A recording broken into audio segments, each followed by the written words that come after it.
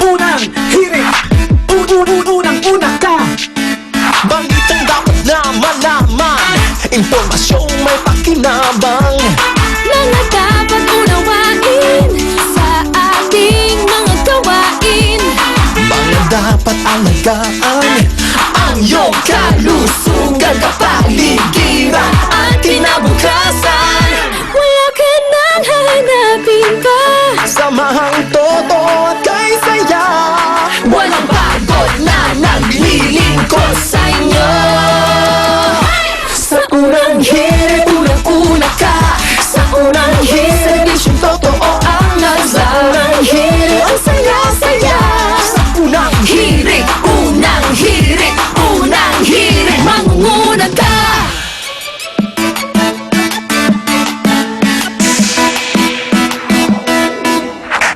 Okay, good morning mga igan. Bay, gising na. Unang hirit na. May pasok. Ang pecha po ngayon, June 16, Huwebes. Yes, good morning mga kapuso. Kaya tutok lang po at unang hirit ang tunay na maasahan nyo para sa mga pampagising na balita natin at mga pampasayang morning gimmick. At eto nga ang isa sa mga nabalitaan namin para labanan daw ang dengue. Ang balak ng mga eksperto sa DOST, ang pagbibreed ng mga babaeng lamok na walang pakpak. Walang tak-tak. Babae ang sagot sa dengue. Lamok na walang tak-tak. Ba, talaga bang makakatulong ito sa kampanya kontra dengue? O lalong makakasama lang sa ating kalikasan ang iba't ibang argumento para sa mga mutant lamok na yan, na balak i-release dito sa Pilipinas? Ibabalita namin mamaya. Parang X-Man. From Mutant, oo nga, ninja. no? Mutant Ninja Mosquito. Walang Pakpak. pakapos. Ano yung point nun? ano ba yung- Hindi siya makakagat. Hindi, alam ko parang lalabanan niya yung... Kakainin parang niya, Kakainin niya yung... Aedes aegypti. Yes. Ganon. May labanan na mangyayari laban sa mga Battle lalaki. of the mosquitoes. Of the sexes. Babae lang Hanggang sa pala. level din. Oo. Hindi lamok yun, walang pakpak. Mutant nga eh. Mutant nga, sa bagay.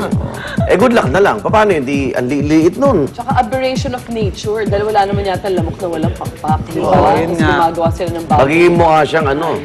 Very alarming Surot. yung dengue natin. No, Oo, suro. mga Kasi surot.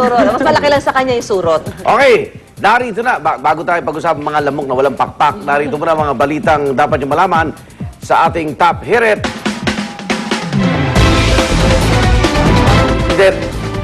Okay. May bago insidente na naman ng food poisoning, mga igan. 27 bata sa Angeles, Pampanga sinugod sa ospital matapos kumain ng prutas sa tinatawag na galumbang. Pagkukulay pula ng buwan, kanina madaling, hanggang mamaya alas 7 yan. Pahuli nyo. Total lunar eclipse nasaksiyan sa Metro Manila kaninang alauna hanggang alas 7:20 mamaya. Ayan. Nakikita ko lang, parang monay. Parang meron siyang pula-pula. Okay, presyo ng asukal, bumaba po ng 52 pesos per kilo. Bumaba na sa 52 pesos per kilo. At presyo ito lalo pa raw bababa sa katapusan ng mundo. Then ang buwan. Katapusan ng buwan. At international pop star Miley Cyrus dumating na sa Pilipinas para sa kanyang concert. Bukas. Hi, Miley. There's party in Kamuning. Narito na ang detalye ng mga balita, mga igan. Naku po, 27 bata ang sinugod sa ospital sa Angeles City, Pampanga matapos kumain ng bunga. Ang tawag po ay galumbang. Bigla raw nagreklamo ng pananakit ng tiyan at pagsusuka ang mga biktima matapos pakainin umano ng naturang bunga ng isang lalaki. Sa ospital agad binigyan ng paunang luna sa mga bata habang patuloy na inimbestigahan ang sanhi ng insidente. Naaresto naman ng lalaki na tinuturong nagpakain sa mga bata ng galumbang. Ang bunga po ng galumbang ay may magaspang na dahon na ginagamit na pangliha o yung pang-isis. Ayan, yung mga may itim na kaldero. Yan, galumbang pang-isis. Kaya is talaga yun. Sino yung lalaking parang niloko itong mga bata, di ba? Nanadya talaga. Pero dahon Dapat siya. pakainin din sa kanya yung galumbang. Uso ang food poisoning ha. Hayala At may, sa isang sulok, huwag mong dali sa ospital. May update naman po tayo kaugnay na nga nangyaring food poisoning sa Kalumpit, Bulacan kung saan labis po ang paghingi ng paumanhin ng mismong naghanda ng mga pagkain at inumin sa isang birthday party kung saan 200 ang nabiktima ng food poisoning.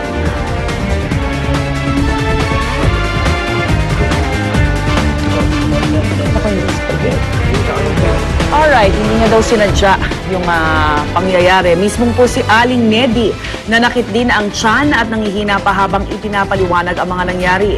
Posibleng galing daw sa yelong hinalo niya sa kanyang tinimplang orange juice ang sanhi ng pagkakasakit ng kanyang mga kapitbahay. Ipasusuri na ng lokal na pamahalaan ang mga tubos sa lugar. Kaya para maiwasan ang mas matinding peligro, ayan na. Eto nga, sa update po natin, sa ngayon, 68 residente na ang pinauwi, habang 47 pa ang nakakonfine sa Kalumpit District Hospital. Hiyaman ako, tsaka naawa ako dun sa mga talagang nahirapan. Sana naintindihan nila na walang may gusto nang nangyari, walang sumadya. Kalalabas lang. Tubig. Kumain din ba siya? Kalalabas lang ba niya? Malamang. Pati siya? Pero alam mo lang, Agulo, dahil di ba lagi natin pinapaalala na magpakulo lagi ng tubig for matagal, 20 minutes nga yata, di ba, na pinapakulo. Pero marami talaga hindi yung ginagawa. Diretso talaga sa tubo kung uminom. Lalo sa talaga. Lalo na Hindi, ito, kanya marami yelo na eh. handaan. Oo. Diba? Hindi mo Sabi niya yelo eh. Yelo, Nilagay niya sa Bumili juice. siya. Siyempre, hindi niya pa kukuluan yung juice. Oo, Sa tubig ng ng barangay ang problema. Kaya diba namimigay na sila ng mga tablet na yung pwedeng ilublob doon sa tubig habang pinapakuluan para sure na malinis. Tsaka mineral water Hindi, pinapakuluan. kasi nga yung mga yelo, hindi mo naman alam kung saan galing yung source of minsan, water niya. Minsan ba yung ipakuluan nyo na yung tubig na gagawin yelo? So yung yelo, kuluan mo muna. So, ang haba ng process. Tapos tsaka mo ang siya- haba- Hindi yung nagbebenta ng yelo, ang dapat magpakulo muna sa kaya lang, hindi naman yung kagawi ang ginagawa. Isa nga, di ba, inom ka, may palay-palay pa. Dahil ginagamit Yung yelo, yung yelo. Magastos na Ay, maging ingat. ligtas ngayon, parang mineral water, para safe, para... Ay, nako. Basta ingat-ingat lang lagi. Samantala, ito po nakakatawa ngayon ang isang guro sa Tuguegarao City na nagbudbud ng oxalic acid o panlinis ng marmol sa pansit na kinain ng mahigit 40 estudyante at guro na ikinasawi ng 2 bata.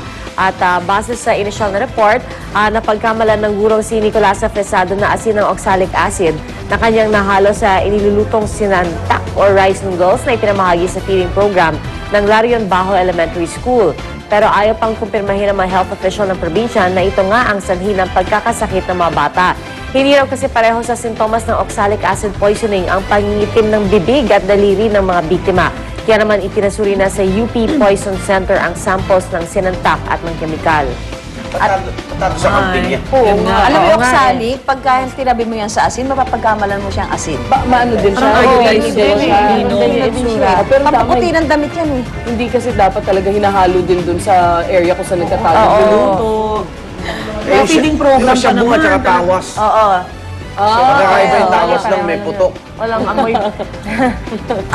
Tsaka yung mga ganyan, hindi dapat within your Itatabi mo reach, sa- diba? oo, Kahit sa mga oo, bata oo, din, kailangan nasa Hindi, sa, mataas na kahit lugar. ba, katabi nung iluluto mo, yung mapapagkamalan mo nga siyang asin. Eh, nagmamadali ka na. Pagtikim mo, mapakla. Pero ngayon ang sinasabi nila, posible hindi yun kasi yung symptoms daw na lumabas, parang hindi katumbas ng pag nagpo-poison ng oxalic acid. Labeling ngayon siguro ang sa bahay, no? Kasi may kaibigan ako, kapag gaba ng toothpaste, yung powerful na ointment. Minty fresh din. Hindi naman. Kaya Namasahe ba yung mga bagang buti niya? ko, may epoxy yun. Oo nga. Ay, napagkamalang Kasi may mga lalagyan na pare-pareho yan. Ay, So, labeling lang. Yung napagkamalang vitamins. Ano naman yun? Vitamins. Sige, kwento mo. Ano yun? Ano yung vitamins? Napagkamalang Hindi, yung iba kasi.